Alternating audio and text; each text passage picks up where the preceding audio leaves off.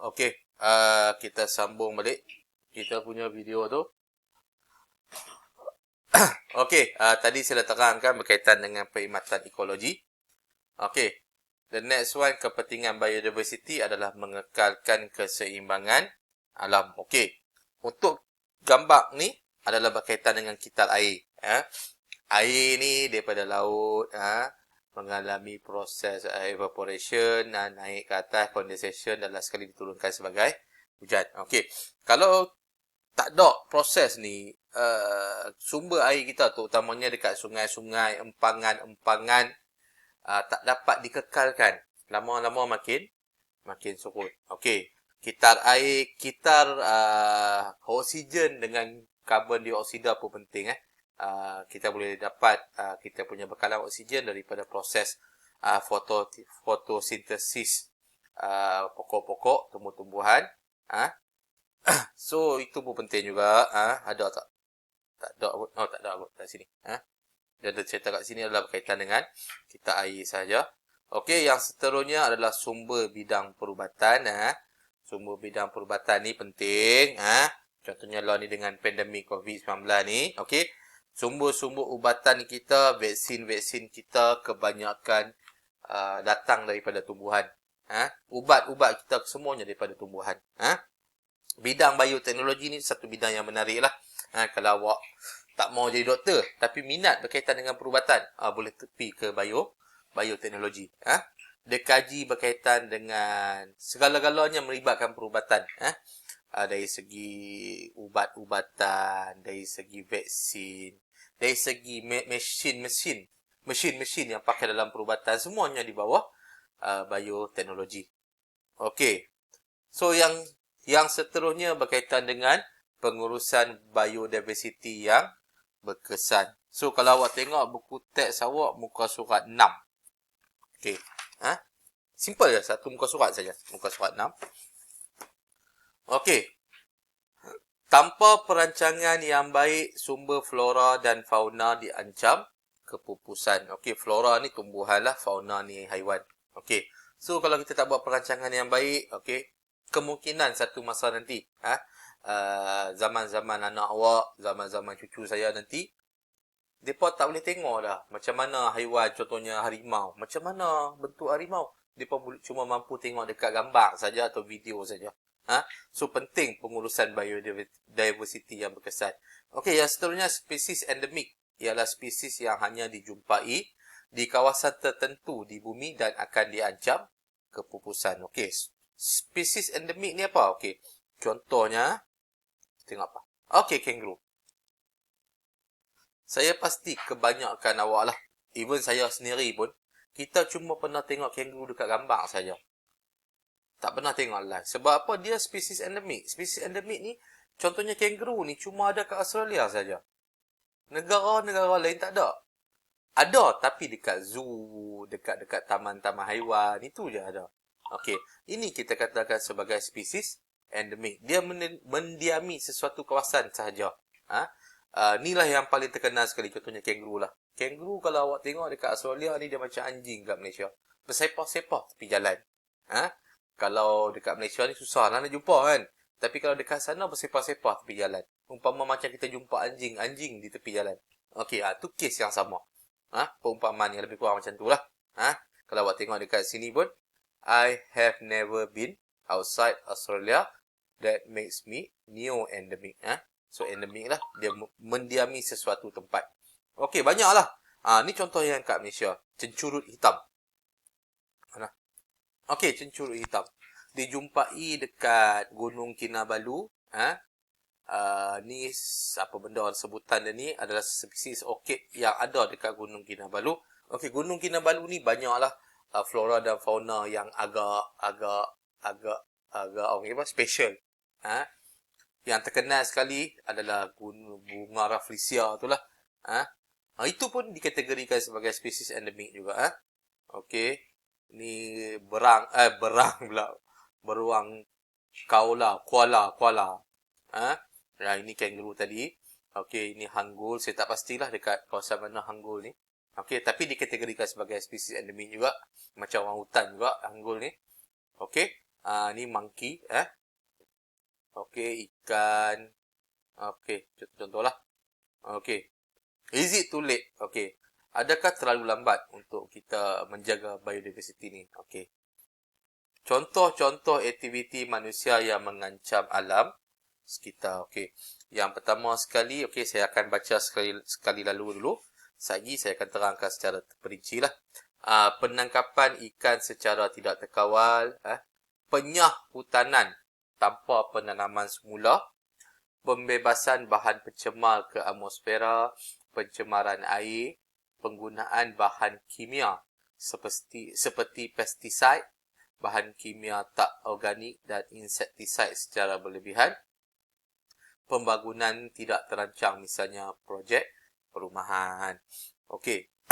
Contoh yang pertama sekali adalah penangkapan ikan tak terkawal. Okey. Penangkapan ikan ni dibenarkan. Tak ada masalah pun. Cuma sebab tu dia kata penangkapan ikan tak terkawal. Tak terkawal ni maksud dia macam mana? Nelayan tu, dia tangkap ikan dewasa, dia tangkap mak ikan, dia tangkap pak ikan dengan anak-anak sekali yang dia usung. Okey, itu yang jadi masalah tu. Bila tangkap semua sekali, termasuk ikan-ikan kecil, dia akan menyebabkan populasi ikan tu semakin pupus. Tangkap dibenarkan, tak ada masalah. Yang penting tangkap ikan yang besar sahaja. Yang dewasa lah kata kan, yang besar lah. Okey, yang kecil kalau tangkap kita lepaskan semula supaya populasi ikan tu semakin tak pupus lah, sentiasa ada. Ini kadang-kadang kita tangkap, tak kira kecil, tak kira besar, semua ambil. Semua sapu. Itu yang menyebabkan populasi ikan ni semakin kurang. Dekat laut-laut kita ni semakin kurang. Biasanya nelayan-nelayan pukat tunda ni yang jahat sikit ni. Dia sapu habis. So bila nelayan-nelayan kecil yang pakai jala ke apa, masalah lah. Sebab kebanyakan dah disapu oleh geng-geng pukat tunda ni. Okey. Yang kedua adalah penyahutanan. Apa maksud penyahutanan ni? Tebang pokok. Tebang pokok sepatutnya tebang pokok ni boleh, tak ada masalah. Sebab kita apa? Saya kata tak ada masalah sebab kayu-kayu ni kita nak pakai. Nak buat bahan pembinaan, nak buat papan, nak buat kayu, nak buat kertas. Tak ada masalah. Tetapi secara berleluasa dan tidak ditanam semula. Lepas tebang sepatutnya kena tanam semula. Tapi awak tengok keadaan sekarang ni, even dekat tempat kita sendiri pun, awak tengok bukit-bukit kawasan tu kebanyakan dah ditarah. Ni contohnya ni, gambar ni dah ditarah. Dah ditebang. Tapi tiada inisiatif untuk penanaman semula. Itu yang jadi satu masalah lah. So bila tak buat penanaman semula ni, dia dah mengganggu ekosistem. Dia dah mengganggu ekosistem Malaysia lah terutamanya. Itulah mula akan berlaku pencemaran. Banjir kilat. Sebab hutan-hutan ni adalah sebagai tempat tadahan hujan semula jadi. So bila hujan dia akan tapis dulu kat pokok-pokok ni, kat hutan-hutan ni. Okey. So air tak timpah terus ke bawah. So bila tak ada hutan ni, bila hujan lebat, tak ada tempat tadahan hujan. Okey, itulah yang menyebabkan sampai banjir kilat, banjir lumpur. Okey, itu semua. Yang seterusnya adalah pembebasan bahan pencemar. Okey, ini pun satu masalah juga. Biasanya dekat kawasan-kawasan kilang. Dekat kita ni lah. Dekat kawasan kita ni pun terdiri daripada kilang-kilang yang membebaskan bahan pencemar. Kalau awak tengok kilang Sima, kilang simen tu kan. Lepas tu kita ada kilang apa kat tepi ni? Yang bau busuk tu. Kilang Fempro. Okey, kilang Fempro kalau tengok memang dia tak membebaskan apa-apa yang nampak. Contoh dia macam asap ke apa, tapi dari segi bau pula kan. Okey, so itu satu masalah lah. Bukan tak boleh bebaskan, boleh, tak ada masalah. Contohnya macam gambar ni. Dia membebaskan asap. Okey, asap ni saya rasa kalau berdasarkan gambar ni dah dirawat. Sebab apa boleh dikatakan dah dirawat? Sebab warna asap dia warna putih. Kalau awak nampak asap dia warna hitam, itu maksudnya pencemaran lah. Okey, ni pun dah mengganggu biodiversity kita. Okey, pencemaran air. Okey, ni pun satu masalah jugalah. Pencemaran air ni disebabkan tangan-tangan orang kita jugalah. Sampah tak arti nak buang. Okey, so bila berlaku pencemaran air, contoh macam dalam gambar ni. bila berlaku pencemaran air, biasanya hidupan laut tak boleh hidup dah dekat kawasan ni. Sebab apa? Bila berlaku pencemaran, kandungan oksigen dalam air ni dah berkurang. So, bila kandungan oksigen dalam air ni dah berkurang, ikan-ikan dalam air ni dah tak mampu untuk bernafas dengan baik. So, sama ada mereka mati atau akan pindah ke kawasan yang lebih bersih. Sebab tu kalau awak tengok contohnya Kuala Palih, dekat kawasan-kawasan yang siapa panggil tu belakang tu kan. Okey, awak tengok sampah cukup banyak. So, bila sampah banyak ni, biasanya air ni dah jadi kotor. Kalau awak cuba mengai kawasan ni pun, seekor ikan pun tak dapat. Sebab apa? Dah tercemar. Kawasan tu dah tercemar. So, bila dah tercemar ni, kandungan, macam saya cakap tadi lah, kandungan oksigen dah kurang. Ikan pun perlukan oksigen. Asalkan haiwan, semuanya perlukan oksigen untuk bernafas. Okey. Yang seterusnya adalah penggunaan bahan kimia. Ini pun satu masalah jugalah. Penggunaan bahan kimia ni, ialah kita pun fahamlah orang tanam pokok, terutamanya tumbuh-tumbuhan, sayur-sayuran, perlu bebas daripada serangga kan. So, dia guna bahan kimia ni untuk mematikan serangga-serangga perosak. Ini pun sebenarnya dah mengganggu ekosistem alam sebenarnya. Tapi ialah benda ni nak halang pun tak boleh kan. Kalau kita beli sayur ada ulat, kita ingat kan. Okey, so terpaksa jugalah kan. Tapi ini salah satu contoh yang merosakkan kita punya biodiversity lah. Okey. Pembangunan tak terancang. Okey, ni pun satu masalah juga. Kalau tengok belah-belah utara ni, awak tengok kat Penang lah. Banyak bukit-bukit ditarah untuk membina bangunan tinggi-tinggi. So, sebab tu tengok contoh kawasan. Okey, kalau tengok gambar ni, kalau kawasan ni, ini kawasan banjir, nampak tak? Okey, sebab apa kan? Sebab pembinaan yang tak terancang. Pembinaan bagus, tapi perlu ada rancangan. Bukannya boleh bina suka hati. Asal ada tanah tarah. Okey, yang ini yang menyebabkan ketidakseimbangan ekosistem kita, no? Okey. Okey, sekali lalu tengok. Okey. Langkah-langkah pemeliharaan dan pemeliharaan biodiversity. Okey. So, untuk bahagian ni saya sambung lagi. Tak pun next kelas lah, no. Untuk hari ni setakat tu dulu.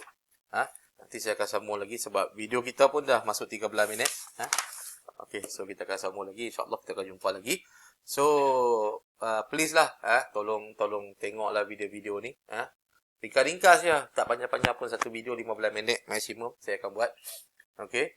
Sebelum tidur tu tengoklah sekali imbas, baca nota yang saya akan bekalkan sekali tu. Okey. Tak payah tension lah, tengoklah relax, bila-bila ada masa tengok, dan please lah belajarlah juga walaupun kat rumah, no. Jangan ambil mudah lah benda-benda macam ni, no. Walaupun PTPR, walaupun tak ada cikgu pantau awak kat rumah, tapi demi masa depan awak, kalau boleh tolonglah, no. Okey. So, ini saja untuk hari ini. Next class saya akan masuk berkaitan dengan yang sambungan tadi lah. Okey, sambungan apa tadi? Langkah-langkah pemeliharaan. Okey. Saya ingat saya buat video dalam 4-5 kali, boleh habis lah ni. Boleh habis bab ni, no.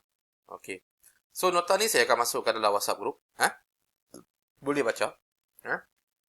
Boleh baca sendiri. Tak ada masalah. Tengok video saya pun tengoklah sekali, no. Kok rindu kat cikgu-cikgu kat sekolah ni, boleh tengok sekali. Okey, so insyaAllah kita akan jumpa lagi minggu depan. Okey, Assalamualaikum dan selamat berehat. Okey, terima kasih.